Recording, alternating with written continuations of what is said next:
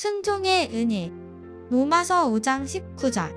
한 사람이 순종하지 아니함으로 많은 사람이 죄인된 것 같이 한 사람이 순종하심으로 많은 사람이 의인이 되리라.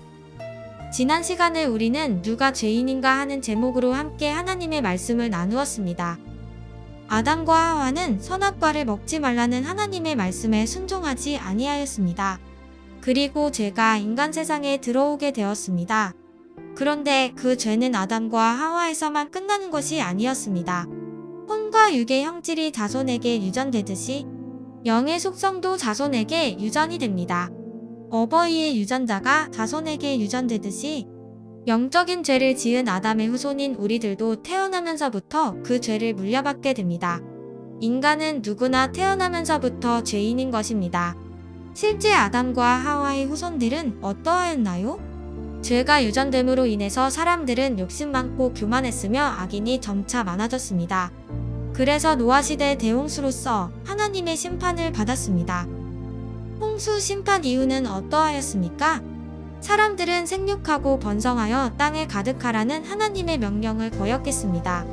흩어지기를 거부하며 성읍과 하늘 꼭대기까지 닿는 바벨탑을 건축하고 자신들의 이름을 나타내려고 했습니다. 이는 피조물인 인간이 창조주이신 하나님처럼 되겠다는 교만에서 비롯된 것입니다. 그 결과 그들은 서로 다른 말을 쓰며 세계 곳곳으로 흩어졌습니다. 그래도 죄는 사라지지 않았습니다. 인류의 조상인 아담과 하와가 영적인 죄를 지었고 그 죄는 후손 모두에게 유전되기 때문입니다. 사람은 모두가 죄인이기 때문에 아무도 그 죄를 용서해주거나 그 죄에서 해방될 수 없습니다.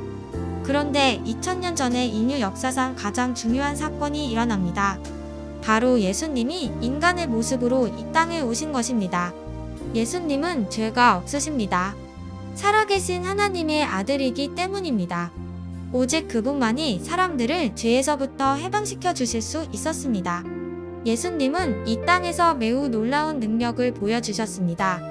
물 위를 걷고 물을 포도주로 바꾸고 보리떡 5개와 물고기 2마리로 5,000명을 배불리 먹이셨고 중풍병자 소경을 비롯한 수많은 병든 자를 고치시며 죽은 자도 살리시는 등이 수많은 기적들을 보여주셨습니다. 그리고 많은 사람들에게 하나님의 진리의 말씀을 전하셨습니다. 한편 예수님은 미래에 일어날 일들을 모두 알고 계셨습니다. 겟세마네 동산에서 이렇게 기도하셨습니다. 누가복음 22장 42절 말씀입니다.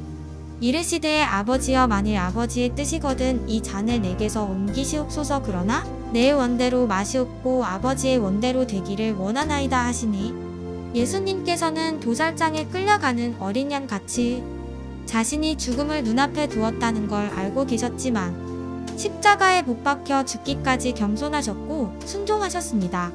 예수님께서는 왜 순종하셨을까요? 낮아지려 하셨습니다.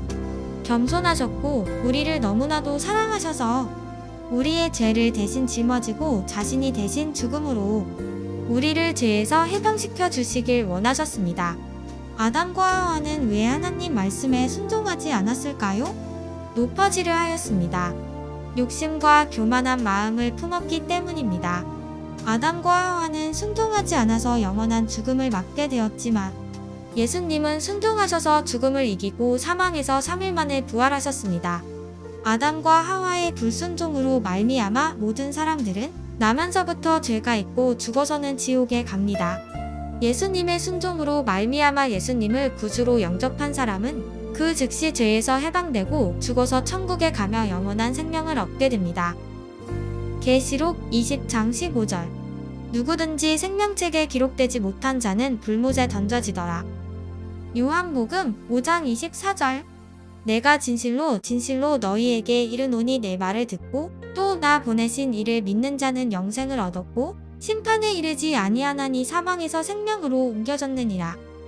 아담의 하와의 탐욕과 교만의 대가로 후손인 우리에게까지 그 죄가 전달되어 사람은 누구나 죄에 얽매이게 되어 지옥불에 떨어지게 되었지만 예수님의 십자가 희생의 대가로 우리가 예수 그리스도를 믿기만 하면 우리는 하나님의 자녀가 되어 죄에서 해방되어 천국과 영생을 누릴 권세를 얻게 되었습니다.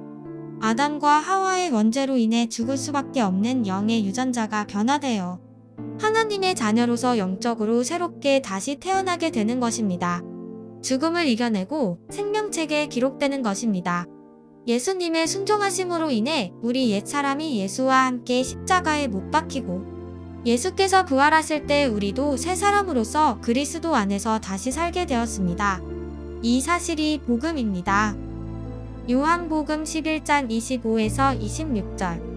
예수께서 이르시되 나는 부활이요 생명이니 나를 믿는 자는 죽어도 살겠고 무릇 살아서 나를 믿는 자는 영원히 죽지 아니하리니 이것을 내가 믿느냐? 지금 우리가 사는 이 시대는 어떠합니까? 수많은 사람들은 지금도 하나님 말씀에 순종하지 않는 삶을 살고 있습니다. 과학기술이 발달하고 물질적으로 풍요로워지는 국가가 될수록 사람들의 삶은 교만해지고 개인 중심적인 삶을 살게 됩니다. 하나님은 생육하고 번성하여 땅을 가득하라고 말씀하셨는데 요즘 젊은 사람들은 결혼도 하지 않고 아이도 낳지 않으려 합니다. 헐겁고 굶주리고 힘들 때에는 하나님을 바라봅니다. 생육하고 번성하며 다른 사람과 서로 의지하고 함께 살아갑니다. 그러나 잘 살고 풍요로워질수록 하나님을 멀리합니다. 고립되며 자신을 위해서 살며 교만해지고 다른 사람을 시기하고 욕심이 가득한 채로 오직 자신의 믿음대로 살게 됩니다. 욕심과 교만은 심판의 씨앗입니다. 오늘 본문 말씀에 한 사람이 순종하심으로 많은 사람이 의인이 되리라 하였습니다.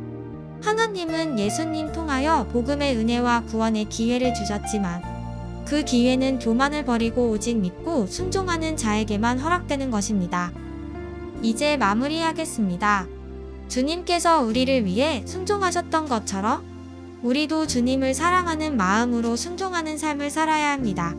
주님의 말씀을 듣고 순종하는 사람은 인생의 어려움을 당할 때도 흔들리지 않고 견고합니다. 왜냐하면 주님께서 그의 말씀에 순종하는 자를 지키고 보호해 주시기 때문입니다. 우리 모두 주님의 말씀을 듣고 순종하는 삶을 통해 많은 복을 누리게 되시기를 주님의 이름으로 축원합니다. 다 함께 기도하겠습니다. 기도. 사랑의 하나님, 감사합니다. 인류의 조상인 아담과 하와가 범죄함으로 인해